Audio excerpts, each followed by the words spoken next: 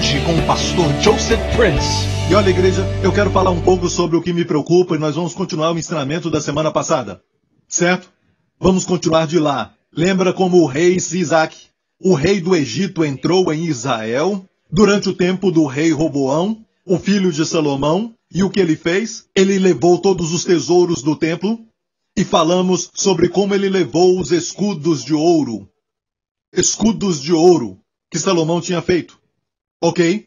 E vimos que a Bíblia nos mostra que depois que o rei Sisaque levou os escudos, o rei Roboão mandou fazer então escudos de bronze. Pense nisso. O bronze, quando é polido muito bem, parece com ouro. Certo? Ele estava preocupado com as aparências, mas não tinha substância. E a minha preocupação é esta.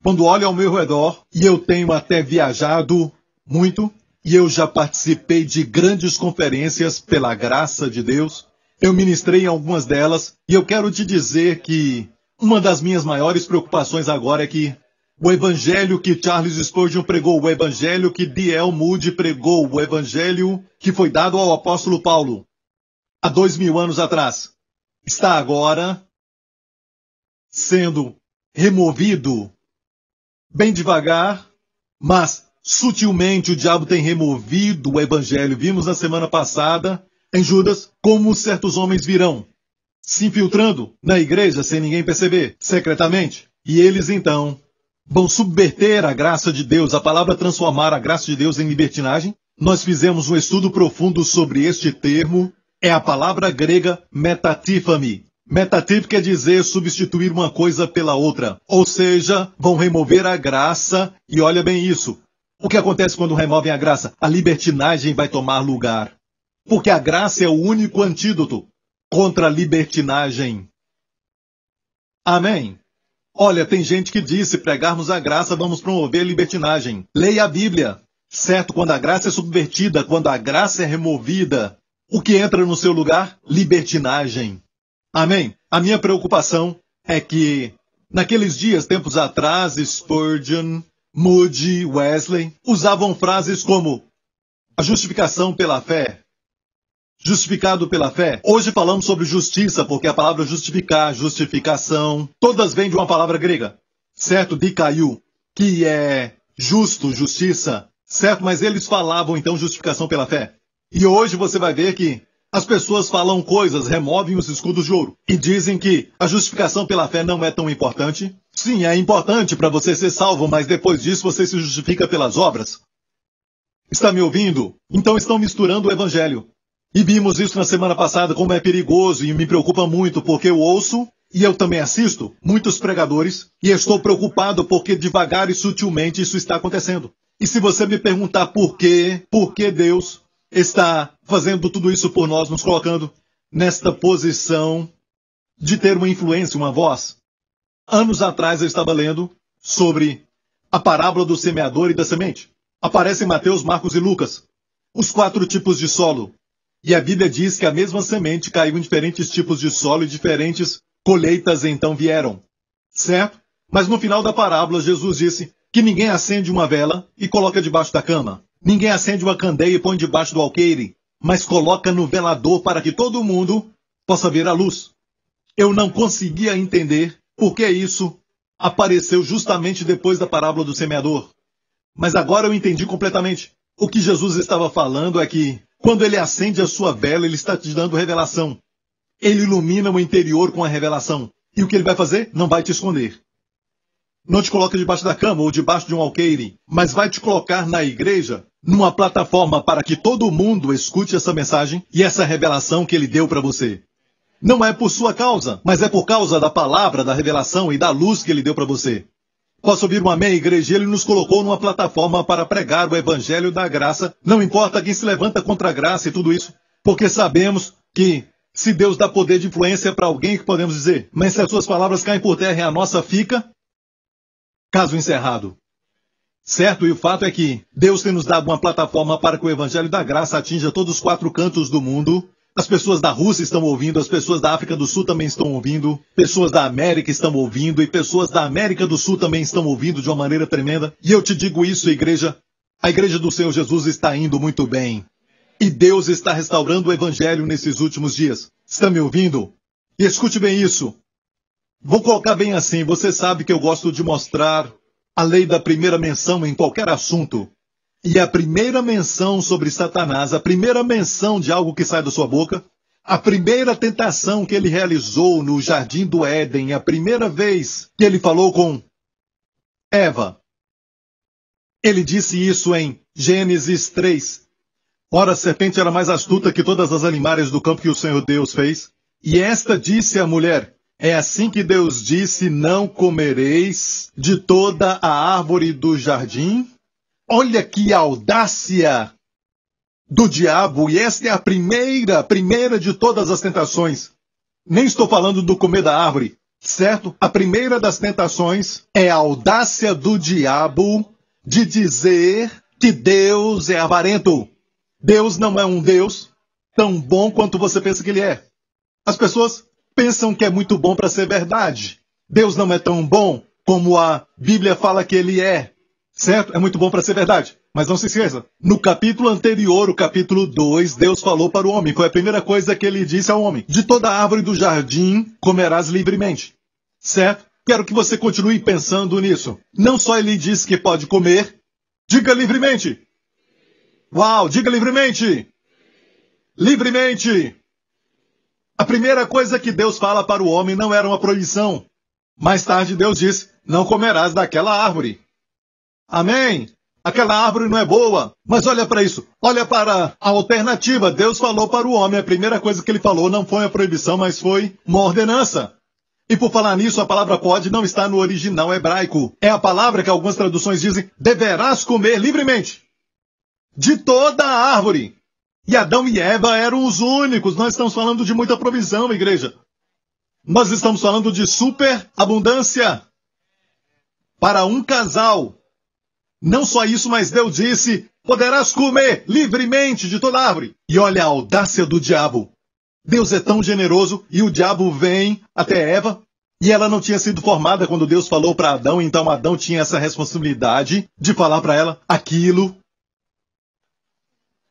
Não falou bem o que Deus disse. O que ele fez foi proibir. Enquanto isso, a primeira palavra de Deus para o homem registrada foi, coma livremente. Não só comer, mas comer livremente de toda a árvore do jardim que eu mesmo providenciei. E é mesmo assim, o diabo sempre vem para você para fazer Deus não parecer generoso. Graças a Deus. Deus mudou tudo isso. O diabo sempre vem para você e tenta falar, sabe, olha, só orar não é bastante, ok?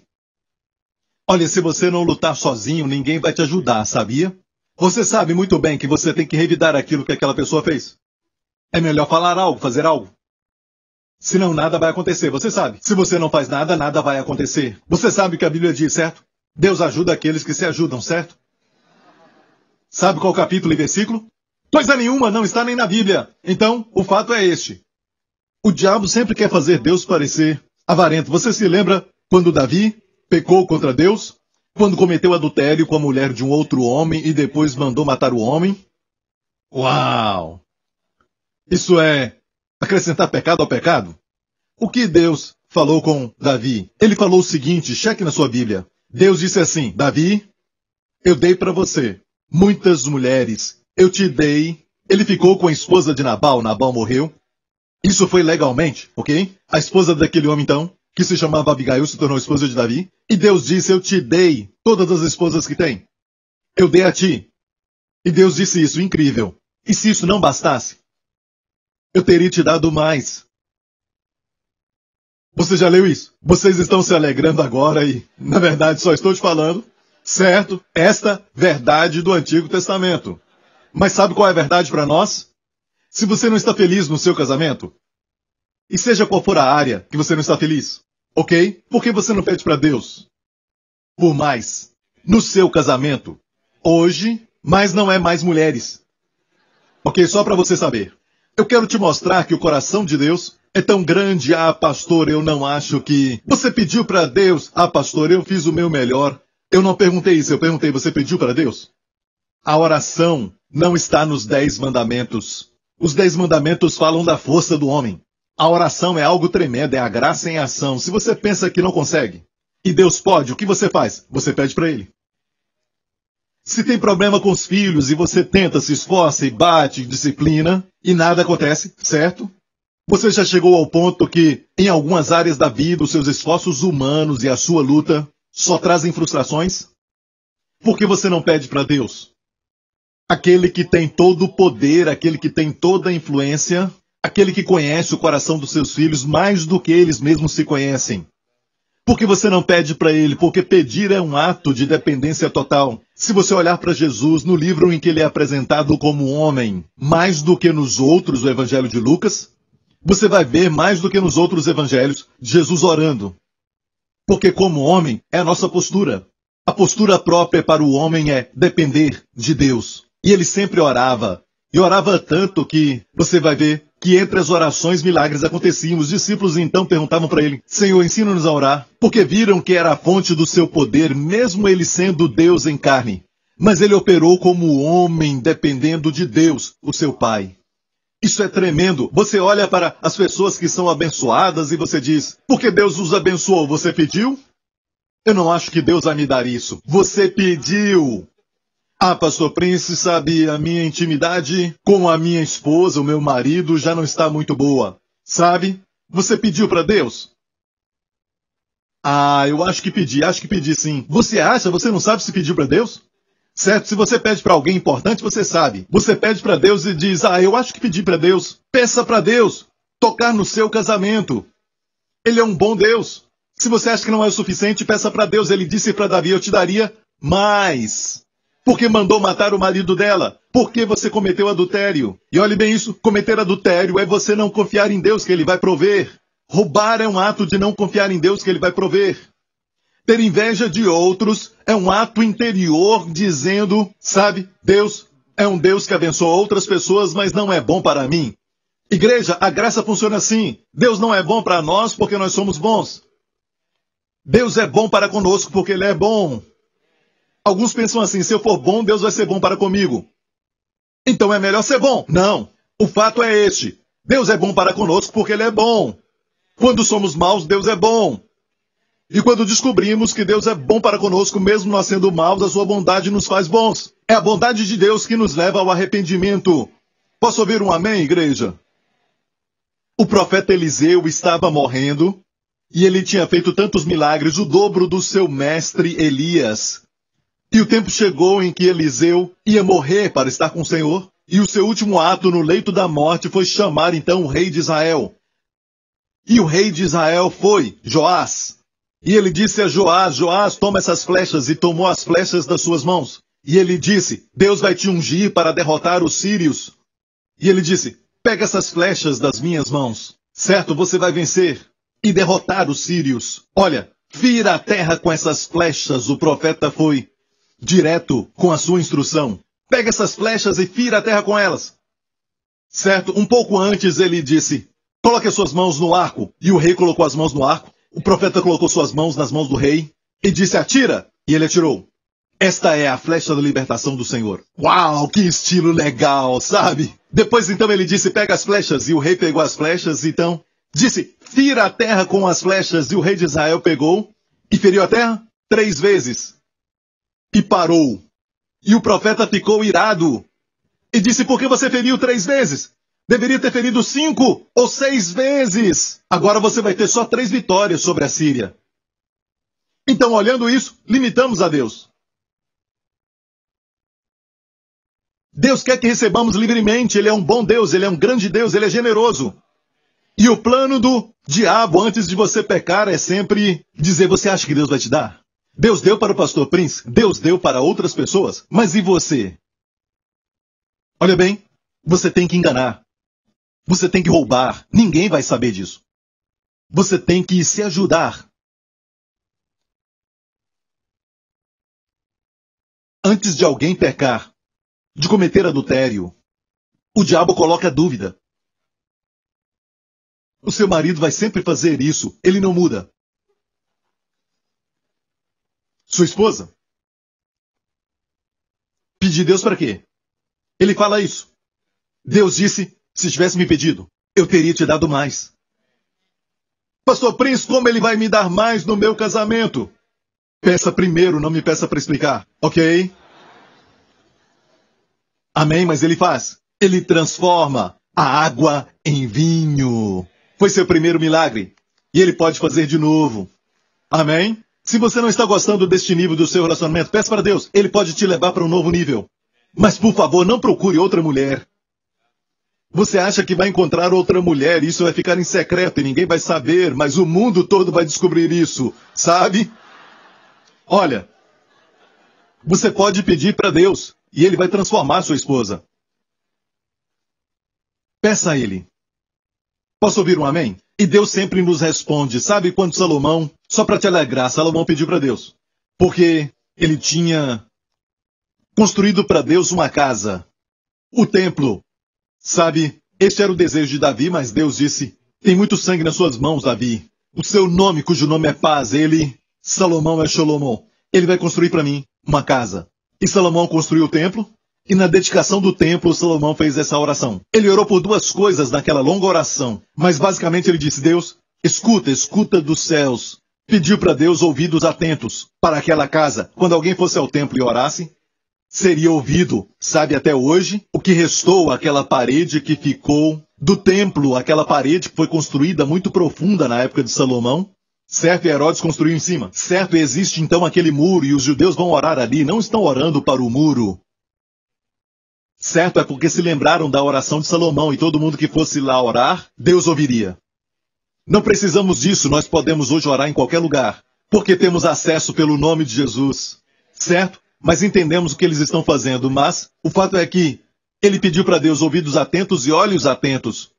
Ele disse para Deus para que os seus olhos estejam abertos, noite e dia, sobre este lugar. Diga olhos abertos, certo?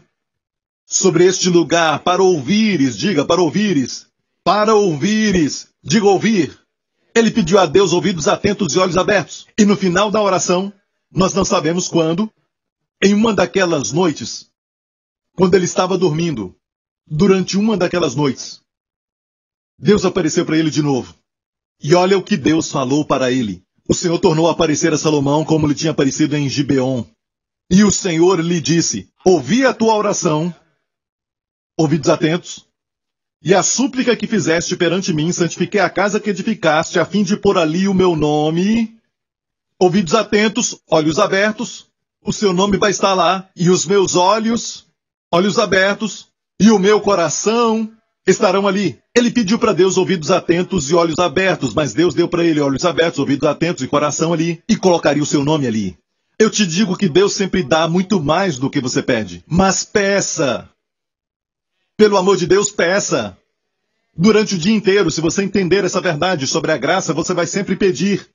Você vai sempre pedir e esse seu pedido vai ser sempre um estilo de vida. Você vai viver a graça, porque a graça é colocar um fim nos seus próprios esforços. Muitos não entendem o que Jesus disse quando ele disse, sem mim nada podeis fazer. Pensamos que esse sem mim, o que ele quis dizer foi que podemos fazer as grandes coisas. Podemos fazer até milagres, podemos curar os enfermos. Pensamos dessa forma, mas sem mim, Jesus disse, não podemos fazer nada. Então, olha bem isso. Isso nos leva à oração.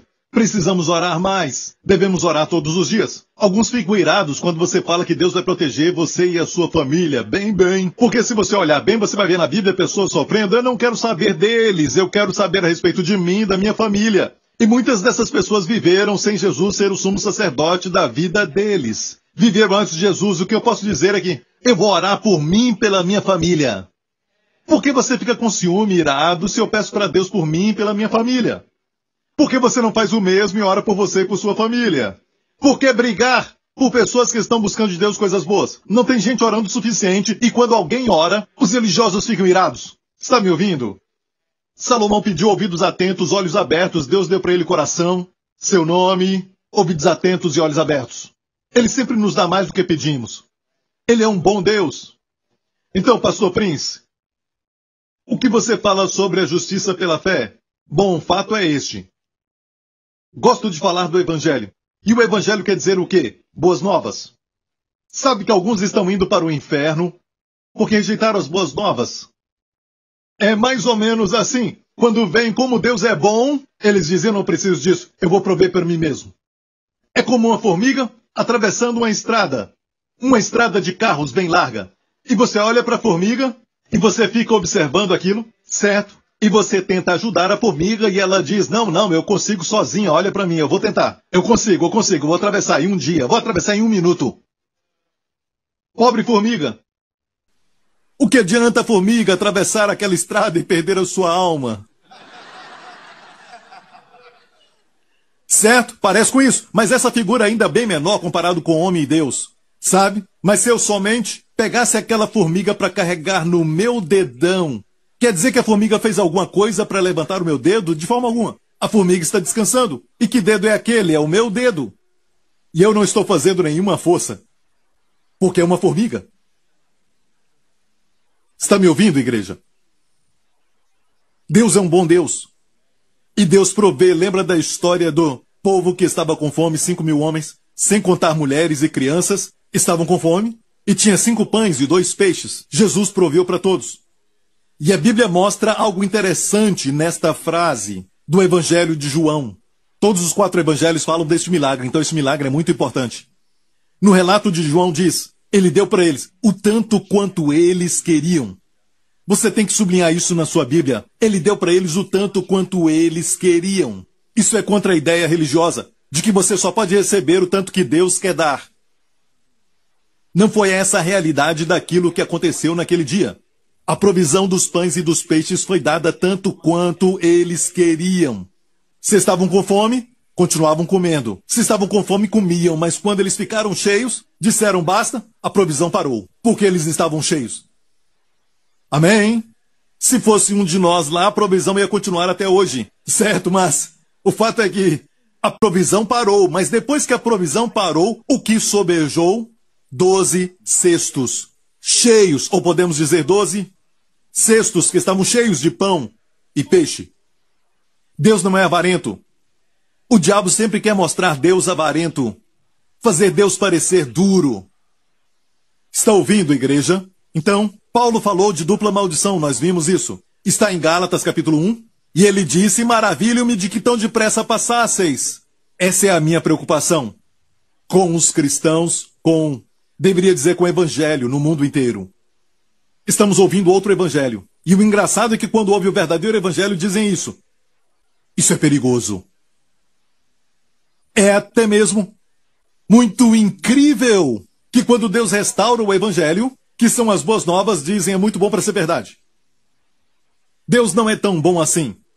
Quando Deus falou a Israel, vos levam à terra, certo? Onde vocês vão viver em casas que vocês não construíram. Escute bem isso. Vocês vão comer de vinhas que vocês não plantaram. Vocês vão beber de poços que vocês não cavaram. Era a terra que mana e não uma terra que somente tem mel e leite. É uma terra que mana uma ideia de abundância. Terra que mana leite e mel. Vos levarei a essa terra e vocês não têm que fazer nada. Confia em mim, eu vou expulsar todos os habitantes. Amém? Amém? Deus permitiu gigantes lá porque os gigantes construíram grandes casas. Gigantes cavaram poços profundos. Os gigantes trabalhavam demais. Mas a terra é do Senhor. E ele disse, olha bem, saiam. Eles deixaram tudo para vocês possuírem, desfrutarem. E os 12 espias foram enviados por Israel para espiar a terra. E quando eles voltaram, 10 deles falaram o seguinte, Deus não é tão bom assim.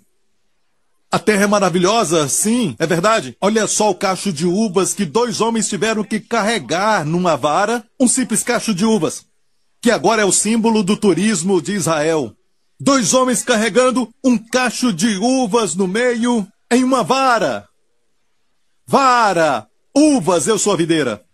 Foi crucificado entre 2 para dar vida abundante para todos nós. Amém? Foi um sinal para eles, de Deus dizendo, eu sou bom e eu estou te dando um aperitivo. Aquelas eram as primícias da minha bondade, tem muito mais nessa terra. Sabe o que falaram para Deus? Não, Deus, nós não vamos entrar. Na verdade, eles falaram, nós não achamos que tu és tão bom assim, que tu vais dar isso para nós, que tu tens força para vencer esses gigantes. Não achamos que tu és capaz.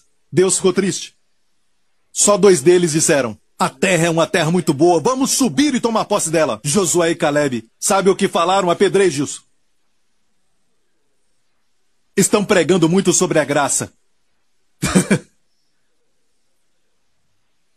Estão enganando o povo, querem destruir o povo.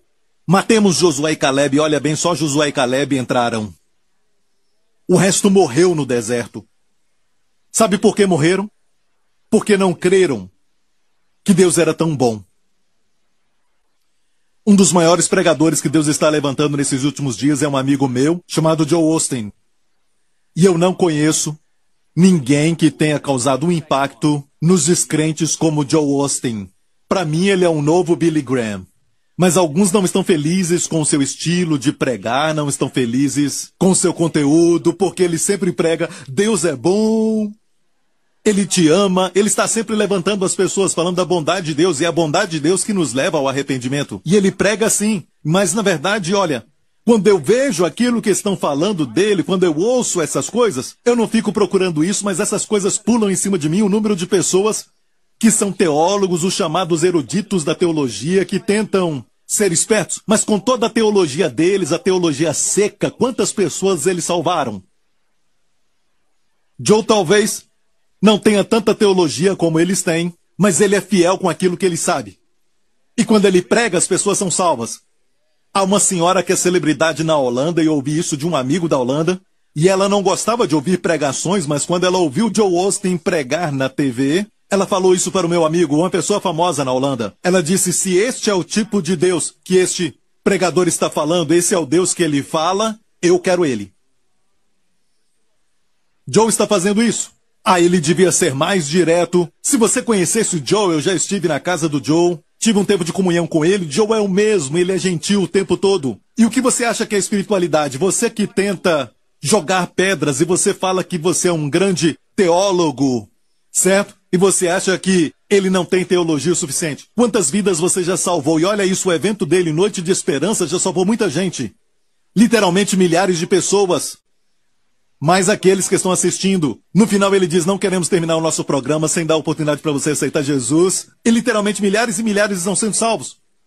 E você com a sua teologia, quantos você salva? Você sabe como Deus define espiritualidade? Gálatas 6:1. Irmão, se algum homem chegar a ser surpreendido em alguma ofensa, vós que sois espirituais, sabe quem são os espirituais? Os que restauram. As pessoas espirituais não condenam. Como eles fazem isso? Encaminhai o tal com espírito de mansidão. O espírito de Joel Osteen. Mansidão. E não subestime a mansidão. Davi disse, para Deus, tua mansidão me fez maior.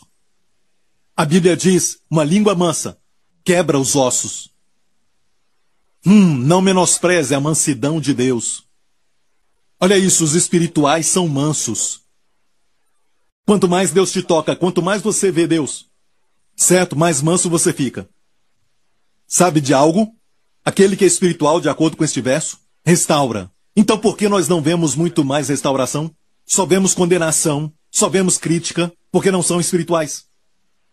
Incluindo esses teólogos que criticam Joe. Não somos espirituais, podemos ter vários diplomas.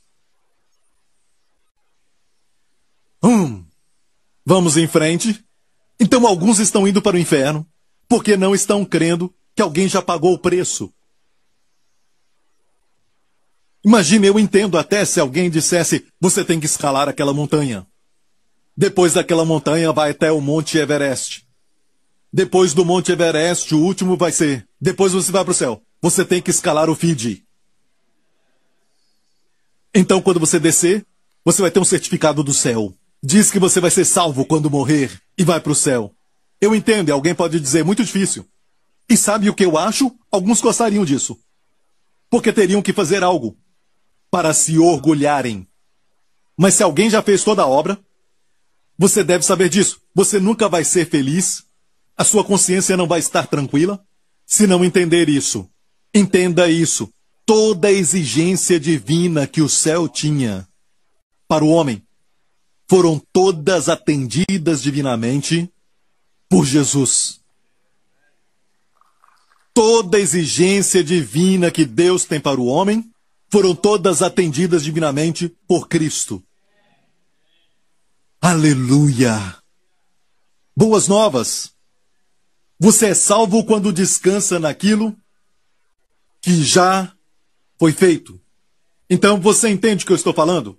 Alguns vão para o inferno porque não acreditam que Deus é tão bom. A obra foi concluída. O diabo foi derrotado. Alguns não creem nisso. E às vezes somos tão duros, sabe? É como...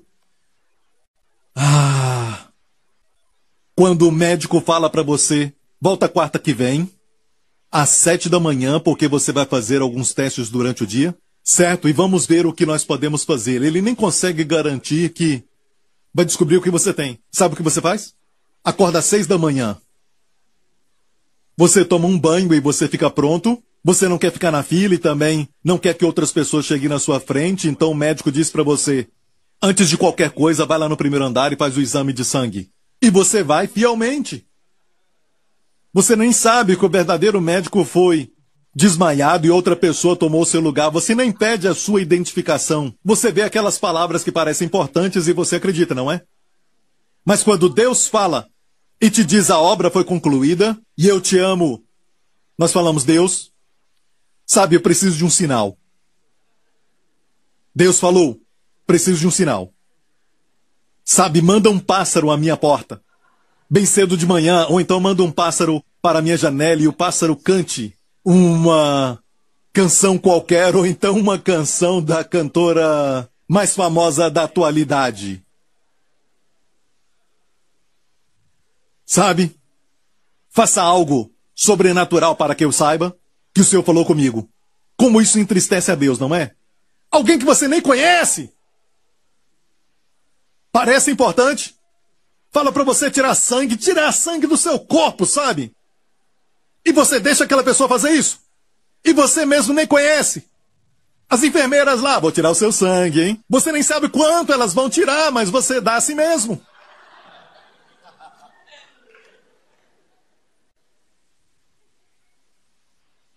Você não diz, eu não vi você tirar essa seringa de um lugar esterilizado. Isso aí não foi usado antes. Tem muita coisa que pode dar errado, igreja, com o homem. O tremendo com Deus é que nada dá errado. E confiamos no homem. Confiamos no homem o tempo todo. Olhamos para o homem o tempo todo. Por isso estamos frustrados o tempo todo. Deus é um bom Deus. Olha, a Bíblia diz em Gálatas 1, se você prega outro evangelho, escute, maravilhe-me de que tão depressa passasseis daquele que vos chamou a graça de Cristo para outro evangelho. Há uma outra mensagem. Olha, da graça de Cristo, Deus nos chamou para a graça de Cristo, para outro evangelho. Você é removido da graça de Cristo para outro evangelho. Eu disse, você é removido da graça de Cristo para outro evangelho. O que é outro evangelho? Aquilo que não é a graça de Cristo. Hoje, alguns pensam que quem está pregando a graça está pregando uma nova mensagem. Mas, na verdade, é a antiga mensagem. Tudo que não é a graça de Cristo é outro evangelho. O que acontece quando pregamos outro? O qual não é outro, mas há alguns que vos inquietam e querem transtornar o evangelho de Cristo, mas ainda que nós mesmos ou um anjo do céu vos anuncie outro evangelho além do que já vos tenho anunciado, seja anátema. Ele repete, isso aqui de novo no verso 9. Assim como já disse, agora de novo digo, se alguém vos anunciar outro evangelho além do que já recebeste, seja anátema. Uau, uau, uau, uau, uau, uau. Na semana passada eu falei que eu perguntei para Deus o seguinte, por que Paulo, um apóstolo cheio de graça, cheio de amor, por que será que ele pronunciou um anátema duplo em qualquer um que prega outro evangelho? Deus disse, porque eu amo as ovelhas. Eu amo a igreja pela qual meu filho morreu. E não vou permitir que falsos pregadores que pregam outro evangelho tenham sucesso. Quando essa maldição vem sobre eles, eles ficam imobilizados, os recursos param, até a saúde acaba. Porque Deus ama o povo, Deus não os ama. O fato é que, se eles insistem em pregar outro evangelho, Deus ama a igreja. Não se pode brincar com isso. Recentemente eu vi na televisão, certo, alguém dizer isso. O evangelho que você ouviu, que te salvou, não é o evangelho que vai te manter. Eu disse o quê? Ele disse, é o evangelho do reino, é algo popular que saiu agora, o evangelho do reino, que quer dizer que o evangelho que Paulo pregou, o evangelho da graça, não é o evangelho que, na verdade, Deus tinha planejado. É o evangelho que te salva primeiro, mas não é forte o suficiente para te manter. Tem que ter o evangelho do reino de Deus. Agora são dois evangelhos. Eu vou te falar algo que eu recebi como revelação de Deus. Eu estava lendo isso e Deus mostrou para mim como essa coisa pode ser muito perigosa. E foi tirada deste verso aqui, Atos 20. Mas de nada faço questão, Paulo disse. Paulo estava falando com os líderes de Éfeso antes de partir por barco. Certo? Nem tenho a minha vida por preciosa. Paulo disse, contanto que cumpra com alegria a minha carreira e o ministério que recebi do Senhor Jesus para dar testemunho do evangelho da graça de Deus. O evangelho é o evangelho da graça de Deus. Mas olha isso, ele diz, e agora? Na verdade sei que todos vós, por quem passei pregando o reino de Deus, não vereis mais o meu rosto. Então o evangelho da graça de Deus e pregar o reino de Deus é o mesmo. É o mesmo evangelho. Por isso, quando Paulo pregava o evangelho, ele dizia, o reino de Deus não é comida e bebida, mas justiça. O evangelho da graça revela a dádiva de Deus de justiça. A primeira coisa sobre o reino de Deus não é físico, não é comida e bebida, mas é justiça, paz e alegria no Espírito Santo. E alguns dizem, ok, a graça de Deus é o suficiente para te salvar, mas não é o suficiente. Tem que ter o evangelho do reino. Então, estão pervertendo tudo isso para um outro evangelho. Talvez você não ouviu isso, mas eu estou te falando porque eu estou pregando em todo o mundo. Não seja enganado. Paulo disse qualquer outro evangelho, que não é o evangelho da graça de Cristo. Certo? A Bíblia diz é outro evangelho. Você entendeu? Mas da mesma forma, se eu prego o evangelho da graça, olha isso. Em vez de ter dupla maldição, eu tenho dupla bênção. Minha mãe me educou bem, sabia? Não importa o que falam de mim. Eu quero ter a dupla bênção e não a dupla maldição.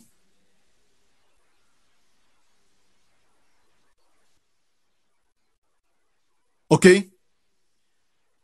Agora vamos chegar à conclusão. Se você olhar para aquilo que desagrada muito a Jesus, certo? O ira vai ficar surpreso. Na Bíblia, se eu perguntar, me fala de um verso que falou que Jesus ficou irado. Muitos vão dizer, quando ele derrubou a mesa dos banqueiros no templo e expulsou todos dali. Sim, eu também achava que ele estava irado. Você também pensa assim, mas o Espírito Santo não registrou que ele estava irado. Não está lá. Não diz que ele ficou irado e derrubou a mesa dos banqueiros. Não há nenhum registro disso aí. Nós concluímos lendo a história que ele estava irado, e talvez ele estava ou não, mas não foi registrado isso, e o que foi registrado é para nós estudarmos. O que não foi registrado não podemos discutir com aquilo que está em silêncio. O que foi registrado quando ele ficou irado? Olha Marcos 3. E outra vez entrou na sinagoga e estava ali um homem que tinha uma das mãos mirrada. E estavam observando-o se curaria no sábado. Eles ficaram observando, não duvidavam que ele curaria. Eles observavam para ver se ele ia curar no sábado. Como pode ter uma mente tão fechada assim? Na verdade, todos eles tinham uma mente fechada. E muitos pensam assim, olha, e aqui diz para o acusarem, e disse ao homem que tinha a mão mirrada, levanta-te, eu amo Jesus. Certo? Não lá no canto, vem para o meio. E perguntou-lhes, é lícito no sábado fazer bem ou fazer mal? Salvar a vida? Ou matar? E eles calaram-se. Próximo. E olhando para eles em redor com ira. Este é o único lugar nos evangelhos. Você pode pesquisar. É o único lugar nos evangelhos que diz que Jesus se irou e foi registrado. No grego orgi. certo? Ira. Essa palavra é usada, orgue é usada para a ira de Deus, para a ira do homem. Estou falando de Jesus. Nos evangelhos, não há registro de que ele ficou irado. Nós concluímos que ele ficou irado quando disse, vós hipócritas, ou virou as mesas. E eu até creio que ele ficou irado, mas não está registrado. E quando está registrado, Deus quer que estudemos. Sabe o que o Espírito Santo quer dizer? Estude aquilo, por que ele ficou irado. Ele ficou irado pela falta de graça. Eu disse ele ficou irado pela falta de graça. Olha, talvez você até pensaria, o melhor momento para Jesus ficar irado era quando a mulher tinha cometido adultério. Estava na frente de Jesus. Jesus poderia dizer, como você pode cometer adultério? Isto é horrível! E Jesus ficou irado com ela. Antes de te perdoar, eu tenho que ficar irado primeiro. Isso não foi registrado. Seria ótimo para Jesus mostrar sua ira e agradar muitos. Isso não é incrível? E Deus é contra o adultério. É falta de confiança, como eu disse. Deus é contra o roubo. É falta de confiança. Deus é contra a inveja. Não tem que ter inveja de ninguém, porque a inveja é baseada na crença de porque aquela pessoa tem isso agora, eu tenho menos. É baseada na crença da falta. Se você crê que Deus tem muito e tem mesmo até para abençoar todo mundo com mais do que o suficiente, no planeta Terra e ainda ter muito mais ainda para bilhões e bilhões de planetas, e ainda ter muito sobrando, você não vai ter inveja. De fato, você vai pedir para Deus. Ok? A única vez que ele ficou irado foi quando faltou a graça. Uau, ele é o mesmo ontem, não é? Hoje e para sempre. O que o fez irado naquela época, registrado para nós, é o que deixa irado hoje. Quando alguns têm falta de graça. E olha isso, condoendo-se da dureza do seu coração, disse ao homem, estende a tua mão. E ele a estendeu, e foi-lhe restituída a sua mão, sã como a outra. E tendo saído os fariseus para celebrarem, não, tomaram logo conselho com os herodianos contra ele, para ver como o matariam. Uau!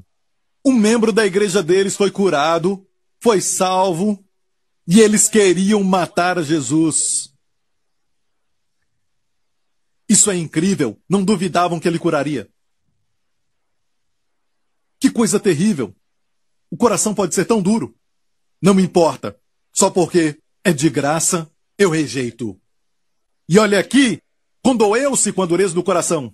O que entristece é Jesus, porque cristãos gostam de usar a palavra. Ah, sabe de algo? Eu estou triste porque o Espírito Santo em mim está triste. E geralmente, sabe, os pentecostais sabem dizer isso. Eu me entristeci por alguma coisa que eles não aprovam. Não gostam de um líder que chegou e eles dizem, eu não sei porquê, mas eu me entristeci com ele. Eu acho que é o Espírito Santo. Não, você está com inveja. Ou uma irmã chega com muita maquiagem, tem algo errado com essa irmã e eu não sei o que é. Eu acho que o Espírito Santo em mim se entristeceu. Não, você está com inveja porque ela é mais bonita. E nenhum deles diz, Senhor, eu estou com inveja, me ajuda. O Senhor é tão bom, me muda, porque eu não quero ser assim. O meu coração está errado, Jesus, eu estou com inveja, isso tudo é inveja. Com ciúme, me muda. O Senhor amaria isso. Mas nós nunca fazemos isso. Nós cobrimos isso com termos religiosos, espirituais. O Espírito ficou triste. O que entristece o Espírito Santo? Efésios. E não entristeçais o Espírito Santo. Olha que interessante. A palavra entristecer aqui é a palavra lupio. No grego, entristecer, no grego lupeu. Voltando a Jesus de novo, condoendo-se pela dureza do coração, é sulupeu. E este su é um acréscimo com, é uma conjunção com. Sulupio quer dizer doer-se com. É só isso, é o que quer dizer. E o lugar onde diz que Jesus se doeu é a mesma palavra usada para quando o Espírito Santo se entristece. O que entristece a Jesus entristece o Espírito Santo, porque os dois são um, você entende? E a verdade é esta, o Espírito Santo e Jesus se entristecem com a mesma coisa, o que é? Falta de graça. Volta a parte do Espírito Santo em Efésios. E não entristeçais, olha, começa com a conjunção e. Quer dizer o quê? Tem que ler o verso anterior. Vamos ler o verso anterior. Não saia da vossa boca nenhuma palavra torpe, mas só a que for boa para promover a edificação, para que dê graça aos que a ouvem. Quando você fala, deve falar de tal modo que dê favor imerecido, a palavra de graça, e o Espírito Santo fica alegre. Mas quando você fala para as pessoas aquilo que as pessoas merecem, você diz, eu falei para ele algumas verdades, ele mereceu. Entristece o Espírito Santo. Na verdade, de vez em quando você deve usar algumas palavras, e eu sei que alguns homens de Deus usaram essas palavras. Até o apóstolo Paulo. Mas olha bem, eles usaram de uma forma que testava aquela tal cobertura da justiça própria. Usavam palavras fortes contra a justiça própria. Até Jesus nunca repreendeu as prostitutas, os cobradores de impostos, os pecadores. Ele não disse para eles, vocês são víboras, ai de vós nunca. Mas para os fariseus, sim. Para rasgar aquela cobertura, aquela roupa, a cobertura da justiça própria. Temos que renovar nossa mente sobre a maneira que a nova aliança funciona. O que o entristece? Veja, suas palavras devem dar o quê? Favor imerecido. Pastor Prince, eu nunca vou falar isso para o meu marido. Você deve falar palavras boas para o seu marido. Não vou falar antes dele deixar aquele vício, aquela coisa, eu não vou falar nada para ele. Sabe de algo? Você não entendeu a graça. Eu nunca vou falar isso para minha esposa, até ela limpar a casa, eu vou falar que eu a amo.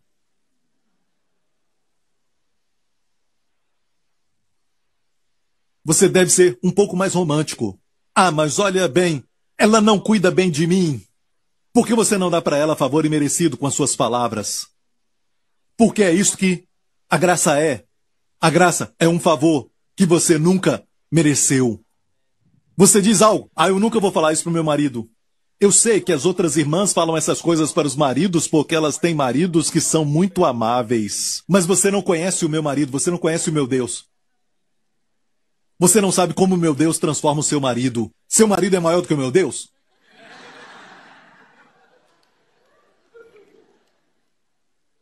Você pensa na fraqueza do seu marido demais. E você pensa no poder e na habilidade do meu Deus muito pouco. Por isso não pedimos. Isso não faz sentido. Ok? Deus não tem falta de muitas formigas para ajudar a atravessar a estrada. Pode ir em frente. Olha bem, Deus não vai cair do trono porque você não quer sua ajuda. Ele já existe muito antes de você. Amém, igreja? Vou terminar. Não é incrível que tiramos o verso do contexto, e eu ensino sempre o contexto. Quem tira o verso do contexto pode falar qualquer coisa que entristece o Espírito Santo. Último verso, antes de terminar. Vamos direto àquilo que desagrada a Jesus. O único lugar que está registrado. Ele ficou triste. Não triste, mas muito triste. Jesus ficou triste. Você quer ver o que o entristeceu? Você quer ver isso? E é o único lugar nos 4 evangelhos, durante a vida do Senhor Jesus Cristo, onde diz que ele ficou muito triste. Você quer ver onde está? A palavra triste é muito forte. Você quer ver o que entristeceu? Deve ser aquela mulher pega em adultério, uma prostituta. O que você acha? Alguém mascando chiclete enquanto ele pregava. Será que foi isso? O que você acha, hein? Fala aí, o que o entristeceu muito, não só o deixou triste, mas muito triste. O que você acha? Você quer ver? Eu vou terminar com isso, ok? E traziam-lhe meninos para que lhes tocasse. Diga tocar. Tudo que os pais queriam era que Jesus tocasse nos seus filhos. Tocar, porque eles viram que um toque curava os enfermos, um toque limpava os leprosos, um toque abria os olhos dos cegos. Tudo o que queriam era um toque. O que os pais queriam? Um toque. Certo? Mas os discípulos repreendiam os que lhes traziam. Eu repreendo esses pais. E a palavra repreender aqui é uma palavra repreender severamente. Não incomodem Jesus. Ele tem coisas mais importantes, como curar os enfermos. Foram duros, repreenderam severamente. Jesus, porém, vendo isto, indignou-se. Em uma versão diz que ficou muito triste. Grandemente indignado. E a palavra ali para indignação é a palavra aganactio. H é de agan. Nactio. Agan é muito. Nactio, indignado. Então ele ficou muito indignado. Grandemente indignado. E sabe de uma coisa? É o único lugar que ficou registrado durante a vida do Senhor Jesus Cristo, onde ele ficou muito indignado. Ou indignado. É o único lugar. Tenho certeza que podemos ver a sua indignação em outros lugares. Sim, ele ficou indignado, mas não foi registrado. Mas o único lugar que registrou, devemos estudar. Quando o Espírito Santo registra algo, é para nós estudarmos. E aqui você vê que ele foi indignado com o quê? A falta de graça. Para com quem? Crianças. Uau! Agora, durante o culto, as crianças nas salas, precisamos escutar isso. Amém? Precisamos falar com os professores o que Jesus sente deles, o que Jesus pensa sobre as crianças. E disse-lhes deixar vir os meninos a mim, não os impeçais, porque dos tais é o reino de Deus, e aquele que não receber o reino de Deus como menino, de maneira nenhuma entrará nele. O verso 13 diz o quê? Vamos ler de novo? Os pais queriam que Jesus os tocasse. Olha o que Jesus fez. Mais à frente. E tomando-os nos seus braços, as crianças, os bebês, tomou-os nos seus braços, e impondo-lhes as mãos, os abençoou. Se eu fizesse um filme, eu faria um filme com essa cena, primeira parte. E toda criança se tornaria uma série. Seguiríamos a vida deles, sabe? Depois do toque. E como a vida deles se tornou algum até desviando, por causa do toque ele voltava. Seria um seriado maravilhoso, não seria? E eu sempre mostraria aquele toque. Certo? Mas não foi um toque. Mas diz aqui que ele os tomou nos seus braços. Uma palavra no grego. Tomou-os nos seus braços é uma palavra no grego. Sabe qual é? Esta palavra. Enakelizomai. Ele os abraçou. Os pais pediram por um toque. Jesus sempre responde mais do que pedimos. Olha para mim. Ele sempre excede sua expectativa. Sempre. Jesus sempre vai além. Os pais pediram para tocar. Jesus os abraçou. Ele os abraçou. Este é o meu Jesus, o meu Senhor. Eu não sei naquilo que você crê. Alguns pregam outro Jesus. Mas estou te mostrando o Jesus da Bíblia e mostrando o contexto. Amém, igreja? Porque há 2000 anos atrás, esse lindo Jesus abriu seus braços na cruz. Como que dizendo, este é o tanto que eu te amo. Talvez você viveu crescendo e os seus pais sempre falando, isso não basta, nós não temos dinheiro suficiente, não temos o suficiente disso, daquilo. E pode ser até pessoas pobres com muito dinheiro. Pobreza não é questão do que você tem fisicamente, mas é questão do que você é por dentro. Tem pessoas que são ricas, e eu já vi, não querem pagar por aquilo que é barato. Nem dão gorjetas. São pobres, pessoas com dinheiro. Deus te dá riquezas, te faz rico de verdade, de dentro para fora. Porque na cruz, ele foi totalmente destituído de tudo, de todos os seus bens terrenos. A última coisa que ele viu na cruz foram os soldados lançando sortes da única coisa que tinha, que eu creio que a sua mãe fez para ele. A Bíblia diz que era uma túnica linda. Eu creio que era azul. E a última coisa que ele viu foi os soldados disputando, cumprindo a escritura que está nos Salmos. Eles lançaram sortes sobre minha roupa. Devia ser linda, pois os soldados não a rasgaram.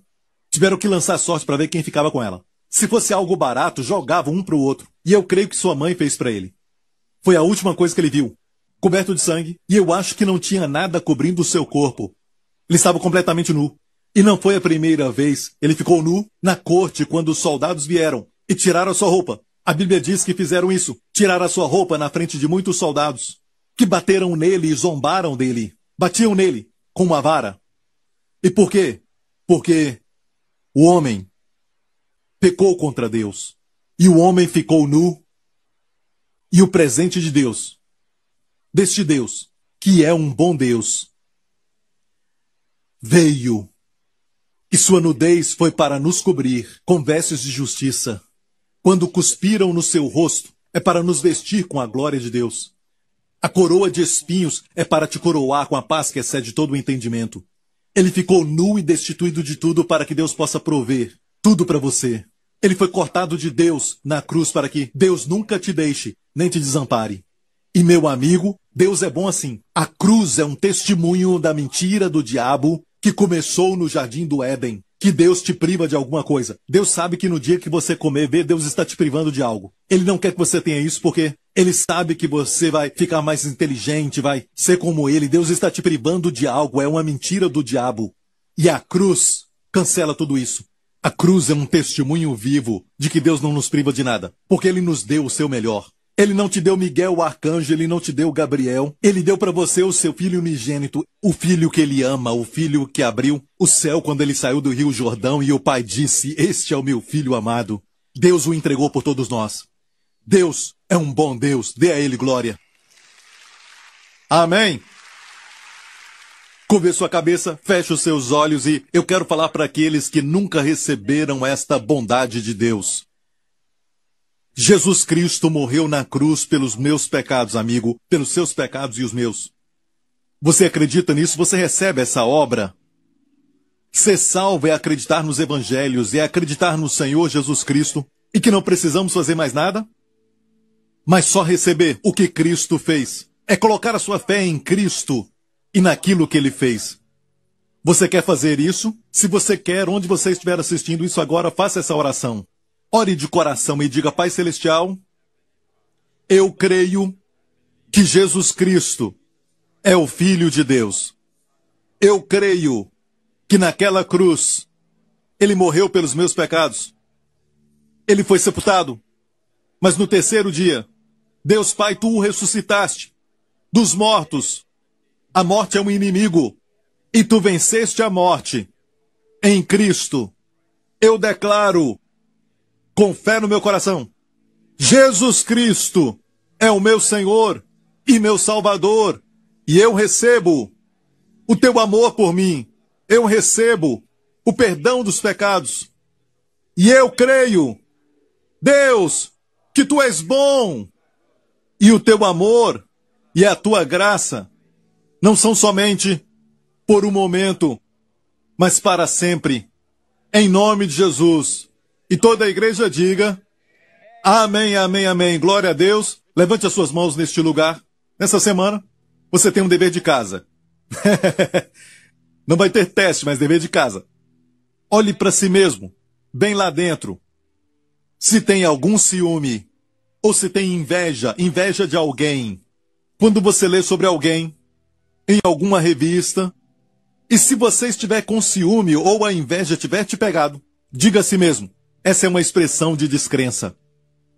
Deus não tem que abençoar alguém e isso vai te custar algo. Ok? E que isto seja um alerta para você, que é hora de pedir para Deus e colocar sua fé nele. Amém? E olha bem isso. Ei, por que você não é aquele que eles invejam? Porque você não é aquele que as pessoas ficam com ciúme. É a palavra abençoado na Bíblia. Ser invejado são aqueles que confiam no Senhor. Levante suas mãos. Que o Senhor te abençoe nessa semana com as bênçãos de Abraão e com as bênçãos de Deuteronômio 28. Que o Senhor resplandeça o seu rosto sobre ti, te proteja, te guarde. Proteja também a sua família nessa semana de tudo que é contagioso, de toda enfermidade e doença, de todo acidente, de todo perigo e mal, e de todos os poderes das trevas pelo seu sangue derramado. Que Ele te conceda favor sobrenatural, que você tenha favor com os homens. Por onde você for, que as portas que não são boas para você se fechem, e as portas pelas quais Deus quer que você entre sejam abertas. Que o Senhor levante o seu rosto sobre cada um de vocês, e conceda a você e aos seus sua shalom, bem-estar, plenitude e paz. Em nome de Yeshua HaMashiach. Amém e amém. Obrigado por sintonizar no programa de hoje. Esperamos que tenha sido uma bênção para a sua vida. Para mais informações sobre o programa da Igreja New Creation, acesse o site ncctv.org.sg. Lá você poderá se inscrever para receber um devocional diário do pastor Joseph Prince. Seja incentivado e fortalecido todos os dias e saiba o quanto Deus lhe ama através desses devocionais. Acreditamos que o seu dízimo pertence à igreja que você frequenta e oramos para que você seja grandemente abençoado, altamente favorecido e profundamente amado.